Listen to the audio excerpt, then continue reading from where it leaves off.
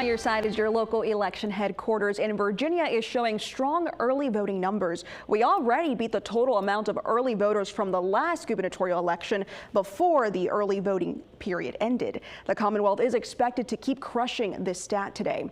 10 on your side's Nick Broadway breaks down the numbers and speaks with voters.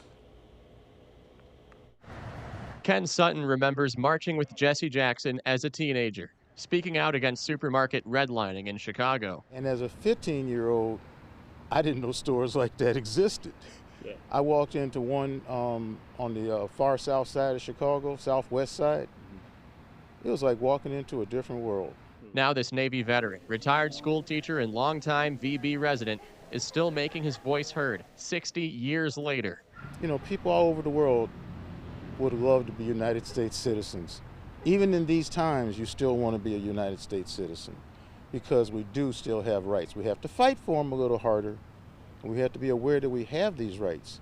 But that's why you're supposed to stand up as a good citizen.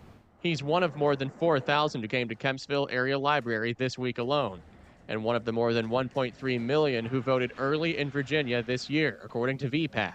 This number already crushes the nearly 1.2 million total early voters in 2021, the previous gubernatorial election. Early voting is proving to stay popular. If you only have that one day on November 4th, you know, it kind of puts you in a bind. So I'm appreciative that we have early voting available. More convenient, you know, it's less stressful. I know you vote every year, every election. I think it's important. Inside the library, a well-oiled machine, getting voters in and out in a matter of minutes. Please vote.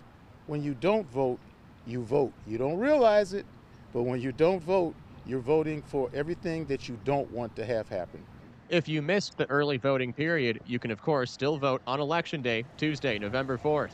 Virginia offers same-day registration in person. Nick Broadway, 10 on your side.